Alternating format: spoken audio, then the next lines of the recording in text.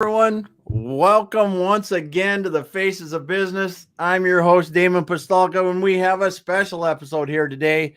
We're going to be talking about marketing and business for sale with none other, my partner in crime, Andrew Cross. Welcome, Hey, Andrew. hey, how's it going? Good. Well, we are going to just get right into it. Because we we market businesses for sale once in a while. Yeah, the secret sauce. The secret sauce, and it's been something you've been doing for And quite actually some sell time. them every once in a while. Yeah, I sell them once in a while too. Yeah, Yeah, a little bit better than the average.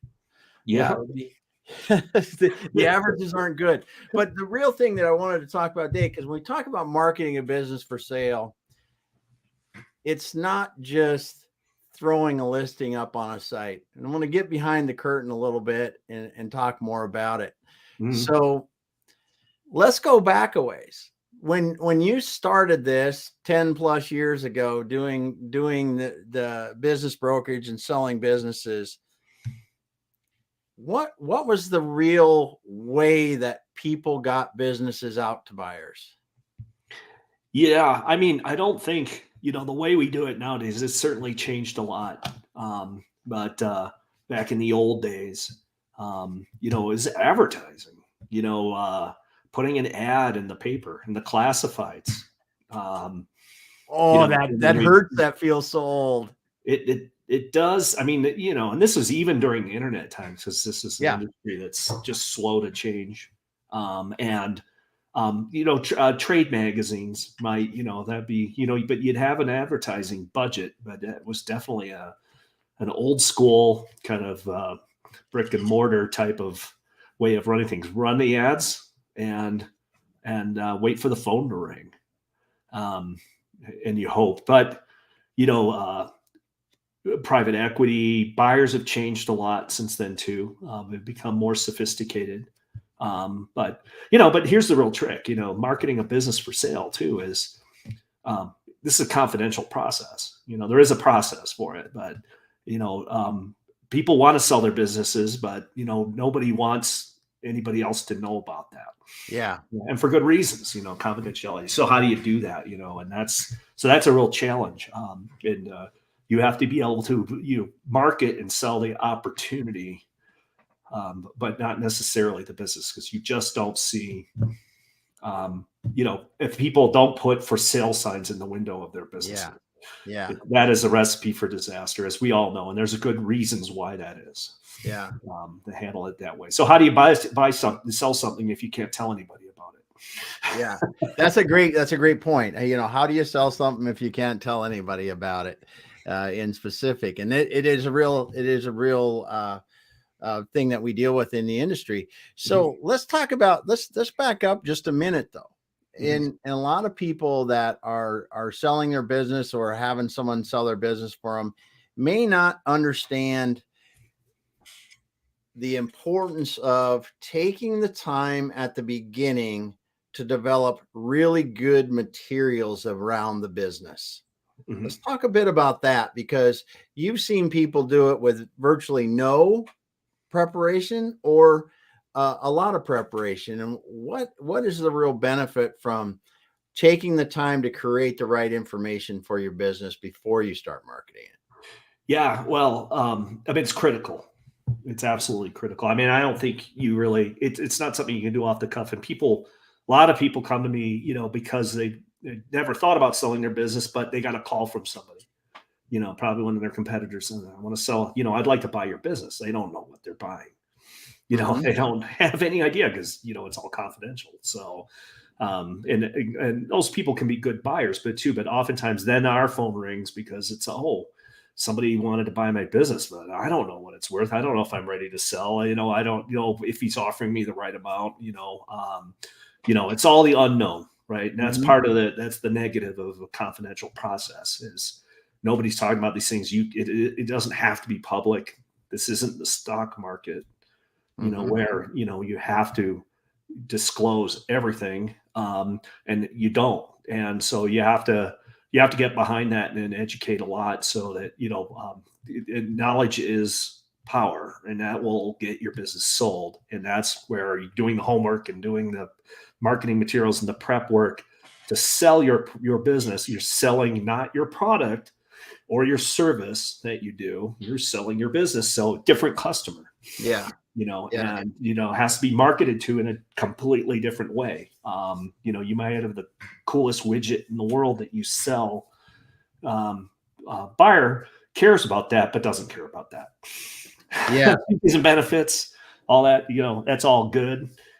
Differentiation, that's all good. Cost, that's all good. They want to know about that, but they're looking at it from a completely different angle. So it's not about your product or service. It is about the business, the revenue stream, the risks involved, the lifestyle of the buyer, and the fit, professional fit and background and experience that they have to own and make that whole transaction successful.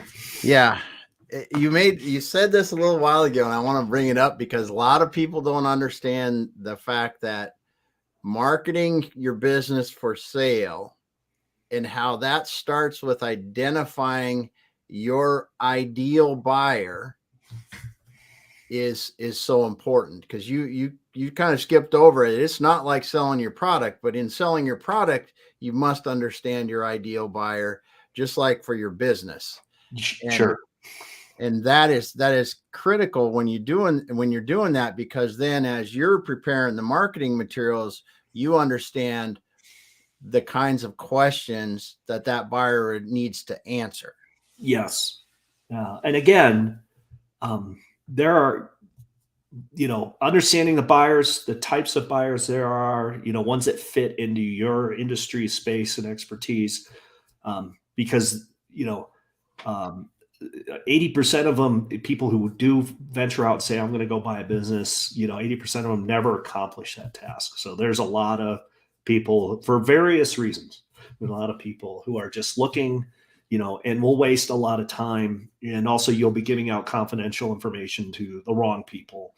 So the screening process is important. And then the marketing, the approach to marketing the business is very targeted then. So it goes beyond just putting an ad in the paper. Yeah, we still do that. We don't do it in the paper anymore. We put, it's all, there's listing sites and there's all on the internet now, but we can advertise the opportunity for sale. And now, and we can be more strategic about it using social media to find these types of buyers. And, so what is it? What kind of buyer are you looking for? And then understanding what it is that they're looking for. And that's how you present your material, your marketing, your pitch, your offering, your opportunity. Well, there's a million terms for what that is, because you're going to get about 20 minutes attention from these buyers to convince them that that it shows not just here's a financial projection and this is why you should buy me, but also shows a vision, how you do good, what it is that you differentiate you in the industry, what your customers look like, how repeatable is this, all the risk things that they're thinking about in their head, and how, and then of course the financial analysis, and we always put that in the material in the back. That just has to meet a threshold. It's really basic and not that. So you're going to know what park you're in based on that, because if the numbers don't make sense, then it won't work. Yeah. And you said a couple things in that as well too. It's, understanding that buyer or the different kinds of buyers that are going to be seeing it, and then their distinct value propositions for each one of those kinds of buyers, and making sure that's in your materials and prominent. As you said, financials go to the back. That kind of value proposition for that buyer is right near the front, so they can understand quickly how this is going to help them achieve their goals. Yeah. The financial part just supports everything else that you've done at the bottom. So it's got to meet, like I said, it's just got to meet a certain threshold in order to do that. And then the rest of the beginning part of it, all the layup into the reasons into that is convinces them to buy. So when we look at selling a business today, well, let's back up just one more time for material, Mhm. because you've shown this distinctly and really effectively when we're talking about this with clients who want to rush the process of creating the material or going to market with a business, Mhm. and go to the market with the business today, but then before you've got the materials that are ready for the business. And I Mhm. know a lot of people will be tempted to do that, but why don't you want to do that? Um, Go to market before you've got your materials done. yeah, I mean, these buyers, the market, too, is fairly limited, and that all depends on the buyer, and what the restrictions are. I mean, there's definitely so if you go out to market, so for example, if you have an owner operated business, and you're tied to a certain geographic location, Mm-hmm. this affects value, of course, in the business too. But Yeah. your buying pool is going to be somebody within commuting distance. Mm-hmm. And possibly somebody could move from out of state and actually make a move to come in and Yeah. buy your business, and specifically for that. But what I'm saying is, that limits your buyer pool. And if you go in there unprepared, and they only look once, Yeah. once Yeah. it's no, it's no. Yeah. So you're gonna dry up those opportunities, and you don't get, there's no second chance on it to come back and go, oh That is, well, now look at it this way. yeah. And we thought about that. Yeah, like I said, you get about 20 minutes usually at that first initial pitch. If you can't hook them, they make That their is decision and they move on. that is one of the points I did want to bring up, is that because I know a lot of people are like, oh yeah, this we can finish an ad, whatever that looks like, and then we can get out and start selling it. And well, if you do that and you're not ready right behind, and you go, my best buyer could be found in the first 5 minutes when I look, and if they want the materials and those materials aren't right, Mhm. you might be done. Yeah, yeah, you don't get second chances on that, and it's very hard. And that's also with pricing. If you Mhm. and you got to really think about pricing and where you go to market with the pricing. Because timing is a very important. That's the most important aspect of marketing a business for sale. It's a campaign, and we might have various stages of launching a business and campaigning it for sale, and and advertising is, that part of it is trolling, that's fishing deep, and you just let that run. But the targeted outreach, using social media, doing some industry research on finding good strategic buyers, and communicating, basically the campaign is to go directly to them and give them Yeah. a chance to look at the opportunity. You want to do that. The timing part of it is because after you've prepared all the materials and you're ready to go, market, that's going to be a good month right there, of that first initial campaign. And the objective to that, is to get 4 or 5 good qualified buyers, who are interested in the opportunity, who are considering presenting a letter of intent. Mm-hmm. And then our process, that's the objective, is to get through that. So the timing part of it, what makes that important is that provides sort of an auction type atmosphere. Hey, we have this opportunity for sale. They all know we just brought it on the market. They all know we've got 300 or 400 people looking at it. They all know that bids are going to be submitted. That's the auction part, right? Which can drive up value a bit. But I think, that's one of when you're marketing a business, that's one of the claims that advisors and brokers will make, that they can, they do that in real estate too. It's that game. Yeah, you're going to get more value if you go out and price it low and, you get it bid up. Well, it doesn't really work that way. Like I said, there's constraints involved, but what it will do is it does get a deal done. Yeah. And people, the buyers will understand if there is that feel that auction environment. It's an informal auction. I wouldn't call it. We're not putting a gavel down and taking bids, but they know they aren't the only game in town that. So that will sometimes it'll get a little bump in value. Mm-hmm. But more importantly, it gets somebody to a good qualified buyer to give a letter of intent and get into diligence and go to closing. And it keeps the pressure on them for closing too, because they know that there's people behind them. Yeah, if they back out, it's not just you take your time. It's that by doing that marketing and trying to hit a lot of the right people, targeting in on the right buyers is key, and because you do keep the pressure on everyone to keep moving forward. Yeah, and it's and that can be difficult too. It depends on the kind of business it is and the size of the businesses. Because in the type of buyer you have, financial buyers are investor buyers. There's strategic buyers who are competitors or people who are already in the business. Those are typically the best buyers. But if it's a smaller company and a smaller deal, they don't do a lot of buying. Whereas financial buyers buy, all the time. So you have to do a fair bit of. You have to, again, it's risk, reduction, and strategic buyers may not know what they don't know. So they see risk when it's not there. The financial buyers are more comfortable in just going and, they do this all the time. So they already know the risk. And then of course, the smaller businesses or individual buyers and search fund buyers where, for search fund buyers are backed by financial equity groups and stuff like that, or investment groups.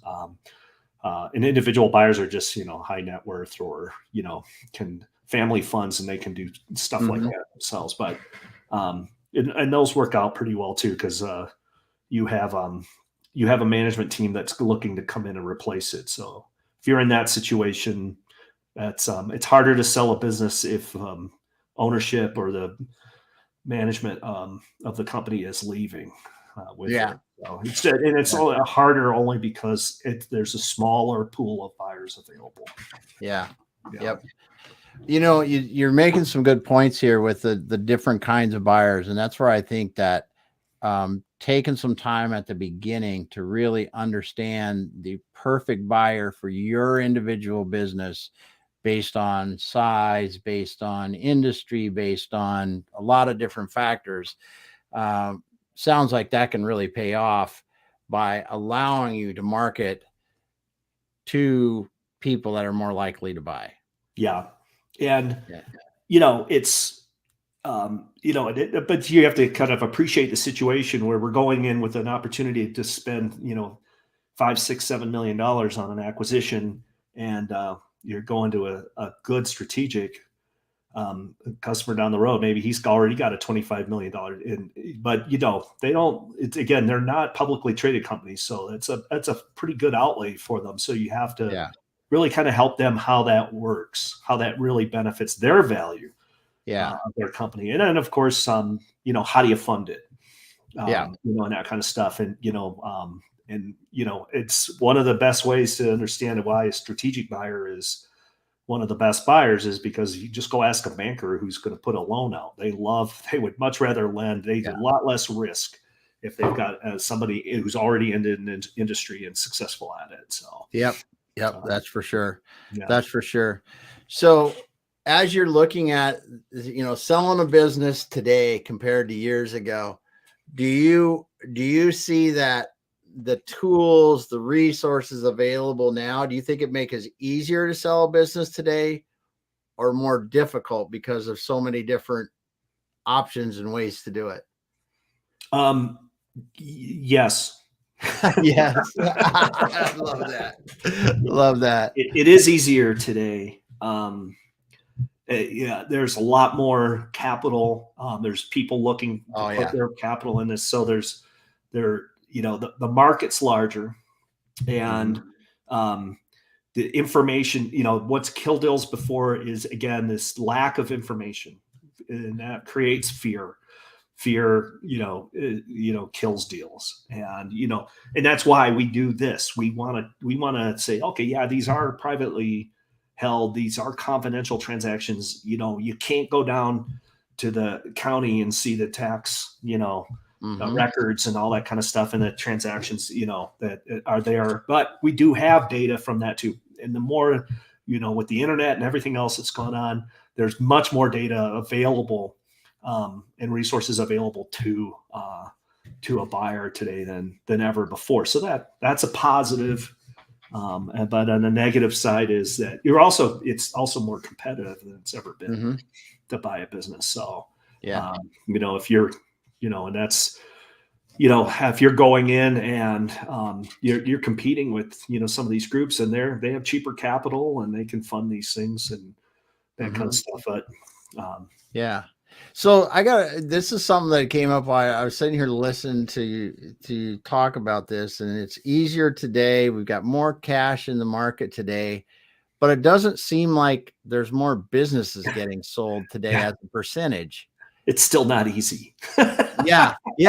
That's just it. And it's like, you think about it and you go, the tools have gotten better. We can get it out to more people, but yet we still come into the fundamental problem of finding the right buyer for a business is still the toughest part about it. Yeah. Through that process of marketing the business for sale, that's all theoretical. That's what we try to do. Is launch it, do a campaign, get 4 or 5 good qualified buyers, get an auction environment, get a solid offer, give exclusivity, and go down to the finish line, close it. That doesn't always happen that way. And, it has happened, and that's great when it works, but it doesn't always. And a lot of times we get through that first campaign, we don't get there. Then we drop a line and we do some trolling, on the advertising, and it is weird, so it's why it takes a long time to sell a business. So you have to be ready to do that too. So things may go along, it is, you just get a strike, like I said, it is deep sea trolling, and somebody just, it crosses their path at some point and they didn't see it before. And, they just want to get this deal done. So, and it's hard to predict when that'll happen. But that's, one of the things too. And we talked a little bit about test marketing. We do a campaign, we may deliberately reduce that to kind of a preliminary warm opening and bring out the business to market to a select group of buyers. We do have, in addition to our outreach to go and find and research that we do on buyers, we talk to buyers every day. So we have our own network and database of buyers that we talk to, and we always like to talk to buyers and understand what they're looking for as well. Even though we don't represent them, but but so they want to be on our list when we go out on these campaigns to say they don't expect it to be private or exclusive for them. They want. And those guys who are really prepared well to buy a business. So, so we talk to them as well. And, a little test market might just get us to, okay, why didn't we'll just roll this out to 60 buyers right now that we know, or we've done some research on it, want to look at. And with the feedback we get from that, if it doesn't go forward, we can go back to the client and adjust. I work on the things we need to do to get it to a yes, and also assess too that maybe we were fishing in the wrong waters, so it's not perfect science. So, it is interesting though. It is interesting because if you think about what you were talking about before, basically putting something in a classified ad or listing on a listing site, whenever years ago, to what we have today, when we have the databases that are pay or public databases that allow us to find every private equity, every search fund buyer, every blah blah blah that has taken the time to list, and those listing sites. You would think that with the access to the information, it would make it much easier to sell a business. But do you really think that it's gotten any easier? No, and I think part of that is, there's a lot more buyers out there than sellers. There's a lot more money to buy, the capital that has been raised to put towards buying businesses. There aren't enough businesses that meet the criteria of those buyers. For one, and there's a lot of different reasons. And that's, of course, when you do your pre-market work, and we do that with our clients too, where we have to assess what that is, and that helps us know where we're going. and preparing the business. Yeah. Yeah. Because you would think based on the way these directories, the websites that are listing now, and we just should, the information exchange should be easier. So you should theoretically be able to get your business out farther, faster. It just still, it comes, like you said, it comes down to buyers are very particular about what they want. And when they have to spend millions of dollars, it adds, that means they're going to be particular about buying what they want, Sure. basically. Sure. So, I mean, and if you that look doesn't at change. where acquisition activity is, the higher the value of the business, the less transactions there are, and that just makes sense, right? Yeah. So, businesses under, business deals under 2 million in revenue at the lower level, there's a lot of them. There's a lot of activity there. And some of it's, just merely buying assets and, moving money around because, there isn't a lot of value in some of those businesses. But there is a lot of them. So there's a significant amount of volume. And as you go up the food chain, as it were, the bigger the company deal gets, but, I was just talking, we were just at an M&A conference. I mean, a really good buying group, private equity group manager, I was talking to him, and he's been coming to our conference. This is where our brokers all hang out. And he's been a sponsor there, and he spent significant source development to try and find deals. But, and he's one of the bigger ones, the better ones, a good buying group. And they've been with our group for 15 years, and they've sourced 17 deals. Yeah. He thinks that's great. That's a lot of deals. Yeah. So, we're just not a lot of high volume. There's just not a lot of businesses that meet the requirements for the buyers. Right. Yeah. And in some cases, that's back to the sellers, again, preparing your material. Yeah. To have something, you can't just, it's not, you can't put lipstick on a pig. Yeah. But if you want to get the money like that too, then in your business plan needs to be, you need to, talk to those buyers. They'll talk, they'll show you exactly what they want to buy. So then look at yourself and just say, how close am I to that? Yes. Yes. That is one of the things that being turned down by a few buyers will give you what you need to know that you need to fix in your business if you are not successful in selling it. Yeah. And that will do that. Well, they're all for it because, their objective is they want to buy your business. Yes. But they want, so if you go back and get to work in your strategy, like you said, this is part of this. That's what's integral to exit your way. It's just like, think about this ahead of time, but if you can get to here, then you can be that guy or that person that, sold their business at an 8X or 9X and lived, happily ever after. Yeah. Yeah. That's for sure. And learning that, preparing, and then the proper process and marketing and for the sale of that business to connect the right buyers to the opportunity is really key. Yeah. Well, I tell you, that's one thing I just want to add to that too, is the buyers too are happy to pay more. Yes. Yeah. Happy to pay more. They don't want to be in the discount. Okay. I love that. I had a bumpy road here in the past. I lost my marketing, executive, whatever reasons. Okay. So I'll sell it to you for this instead. That's not how they operate. They don't discount for, the warts that, they have on it. They would much rather pay a higher multiple for a solid, management team that comes through and all these other factors that involved. And, and I think we're doing a deal like that right now where we're actually merging, several small companies together because individually they would, the buyers, they wouldn't even pay at all for them individually a la carte, but together, when they put them all together, they're happy to say, even though that would be cheaper.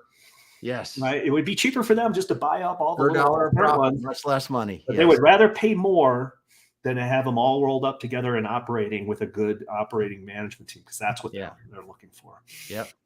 That's a good point. It's a really good point to talk about too, is that buyers want to pay the money for it. They just don't want to pay bad money for anything. Mm-hmm. Pay money for anything bad. There we go. Yeah. Saying it right. And that's a key thing, because in marketing your business, you can't just say, well, if we had everything fixed, we'd be worth $10 million. But since we don't, we're going to sell it for 7. Yeah. That's a no. You won't get Yeah. it sold that way. Yeah. And, and that's that, it's a zero sum. It just means your deal's probably not going to be done. But again, those kind of things, it's not like they have to be completely fixed. It's just that, that's about disclosure and about awareness. Everybody has these kind of things, if you can prove it's just a temporary thing, or, we know this happened, we're doing this, and this is our action plan. This is our projections from that going forward. Then you can still sell your business. So it's not, Yep. not the end Well, of it. we all dealt with the COVID bump. Exactly. It's a perfect example. Greater, whatever happened. Yeah. And I mean, people, yeah, exactly. I've got businesses right now that were pre-COVID did boom, 20%, boom, had a really bad year and then back up. Now they're trending. They've actually recovered and now are trending up, recovering and going past that. All that's forgotten. Yeah. These are called, as long as, you present it that way, here it was, and those are called, one-time events, those kind of things, little disasters. And that doesn't, that's not going to kill your deal. Yeah. And that's all part of putting the marketing materials together the right way so that buyers understand that, and you've properly explained it. So, but I just want to wrap up here, because this is great to be able to talk about, prepare your materials before you go out with a targeted approach to make sure that you get out there. You can, targeted approach, find your best buyers, fishing approach on some of the listing sites you can do. And then, before you do that, make sure your business and what you learn is getting incorporated, or you fixed it ahead of time, because it's a zero-sum game. Yeah. Listen to the buyer, get their feedback, go for the no. Yeah. And find out, but always find out why, just like you do in your business every day. Yeah. It's no different. You listen. If you don't listen to your customer, you're not going to have a business anyways. Yep.